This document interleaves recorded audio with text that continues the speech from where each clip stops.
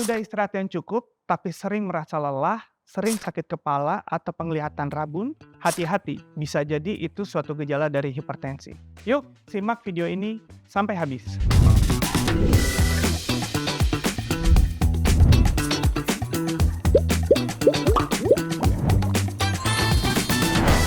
Halo, saya Dr. Daniel Situmorang. Saya spesialis penyakit dalam, konsultan ginjal dan hipertensi, berpraktek di Siloam Hospitals Agora. Hari ini kita akan membahas tentang hipertensi.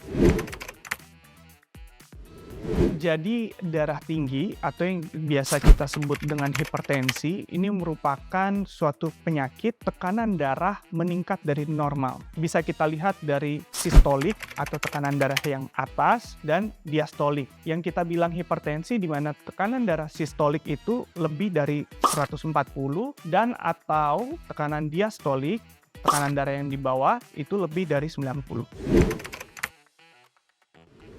Hipertensi itu kita bagi menjadi dua, hipertensi primer dan hipertensi sekunder. Yang kita bilang hipertensi primer ini disebabkan oleh sesuatu yang memang kita masih belum tahu, paling banyak karena ada faktor keturunan. Sedangkan kalau hipertensi sekunder biasanya disebabkan oleh berbagai macam penyakit, seperti gangguan pembuluh darah di ginjal atau ada gangguan-gangguan hormonal.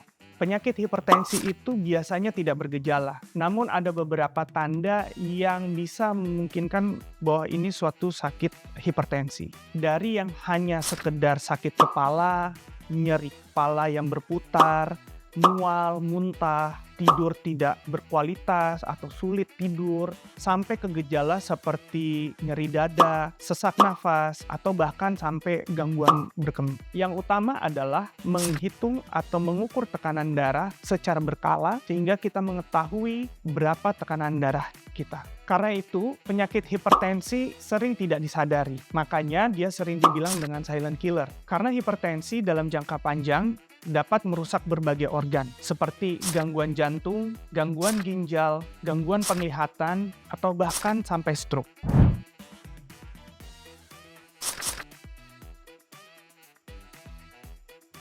Fakta, makan yang terlalu asin dalam jangka panjang dapat menyebabkan tekanan darah meningkat karena garam itu akan menahan cairan dan juga dapat membuat pembuluh darah jauh lebih kecil. Ada makanan-makanan lain yang juga dapat meningkatkan tekanan darah. Contohnya kopi, teh, yang dimana mereka terdapat kafein. Dapat juga makanan tinggi lemak dan juga makanan-makanan olahan seperti makanan yang ada di kaleng, kemasan, dan makanan-makanan seperti nugget.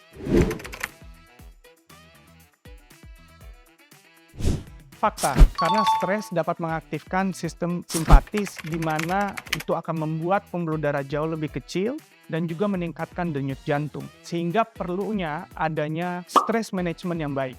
Kecemasan dan juga depresi dapat menyebabkan gangguan pola tidur, sehingga itu akan menyebabkan peningkatan tekanan darah secara bertahap.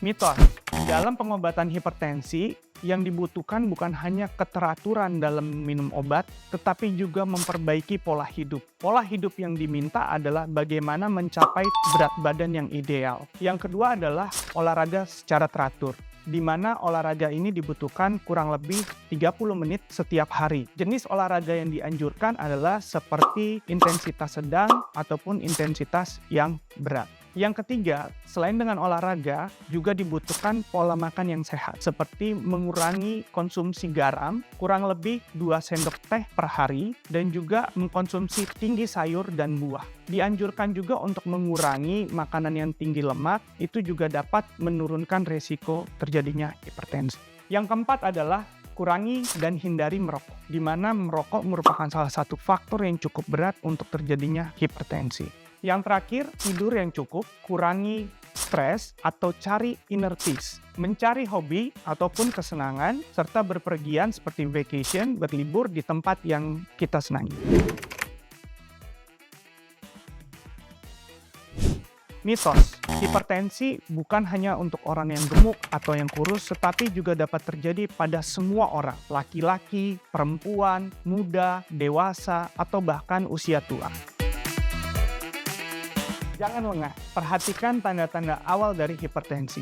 Ubah pola hidup menjadi pola hidup yang sehat, ukur tekanan darah Anda secara berkala, dan konsultasikan kondisi Anda dengan dokter di rumah sakit terdekat. Salam sehat.